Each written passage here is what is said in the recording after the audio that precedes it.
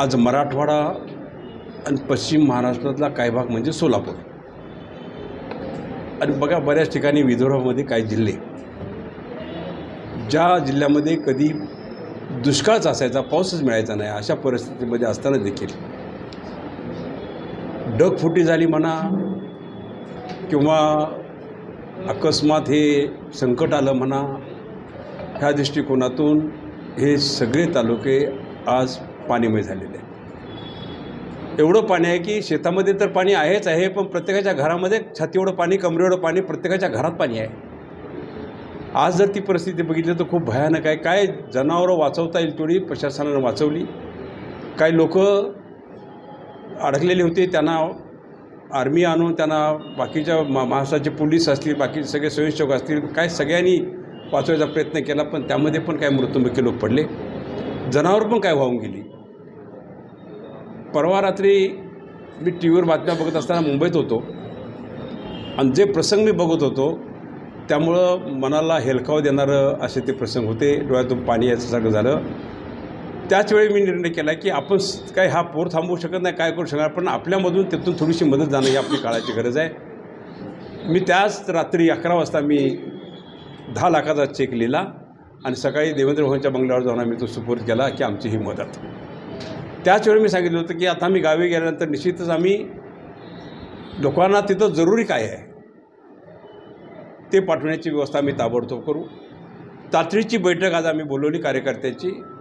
आज सगळा कार्यकर्ता, आपण बघितलं असेल गर्दी, बघितलं असेल त्या गर्दीत आज सगळा कार्यकर्ता, रात्री फोन केल्यानंतर आज सकाळी सगळे कार्यकर्ते तिथं उपस्थित राहिले आणि उपस्थित असताना मी मदतीचं आव्हान केलं त्यांना की अशा परिस्थितीमध्ये आपण जर हात नाही दिला तर आपणाला नियत माफ करणार नाही आहे। कारण आपल्याकडे ज्यावेळी पूर येतो त्यावेळेला हे तालुके, हे जिल्हे आपल्या मागं ठामपणे उभा राहतात, आपणाला आधार देतात आणि अशावेळी आपण आधार देणं काळाची गरज आहे। सगळ्या कार्यकर्त्यांनी, सगळ्या माझ्या बहिणी पण इथं उपस्थित होत्या, सगळ्या बहिणींनी, सगळ्या कार्यकर्त्यांनी, नेते मंडळांनी उत्सुक प्रतिसाद दिला आणि उत्सुक प्रतिसाद देत असताना जवळजवळ आज ह्या एका अर्ध्या तासामध्ये 10 लाख रुपये जवळजवळ आमच्या इथं जमा झाले आणि जवळजवळ चारा जो आता ग्रामीण भागाचे लोक चारा आणू शकतात, त्यामुळं चाराही आम्हाला 300-400 ट्रॉल्या चाराही आम्हाला उद्या उपलब्ध होईल अशी मला आशा वाटते।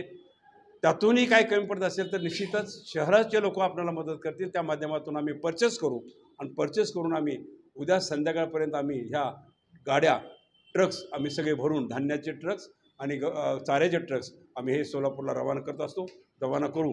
मी गोरे साहेब तिथले पालकमंत्री आहेत, आपले ग्रामविकास मंत्री आहेत, त्यांच्याशी मी चर्चा केली आणि ते म्हणले तुम्ही पाठवा, आम्ही इथं घेऊ आणि ते डिस्ट्रीब्युशन करू त्या पद्धतीनं। आता परिस्थिती अशी आहे, आता पाणी ओसरायला लागेल, थांबणार नाही पाणी, पण ओसरायला लागल्यानंतर जी परिस्थिती तयार होईल, आरोग्याची परिस्थिती तयार होईल, जेवणा खाण्याची परिस्थिती तयार होईल, जनावरांच्या चाऱ्याची परिस्थिती तयार होईल, स्वच्छतेची परिस्थिती तयार होईल, ही परिस्थिती खूप भयानक आहे। त्यासाठी सगळ्या महाराष्ट्रातल्या सगळ्या जनतेला मी आवाहन करेन, अशा वेळी आपण सगळ्यांनी सहभाग दिलाच पाहिजे।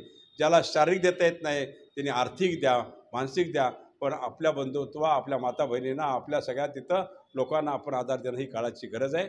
आणि माझ्या तालुक्यातून मला अभिमान वाटेल की आज एवढ्या उत्सुकतेनं सगळे कार्यकर्ते आज पुढं आले, सगळ्यांनी 5,000, 2,000, 10,000, 20,000, 50,000, 25,000 लाखापर्यंतची मदत आज लोकांनी केली आहे। 2 ट्रॉल्या आहे, 4 ट्रॉल्या, 3 ट्रॉल्या, 1 ट्रॉली, अशा सगळ्यांनी मदतीचा हात पुढं दिला आणि त्या दृष्टिकोनातून हे उद्या संध्याकाळी आम्ही इथं लॉन्च करणार आहोत।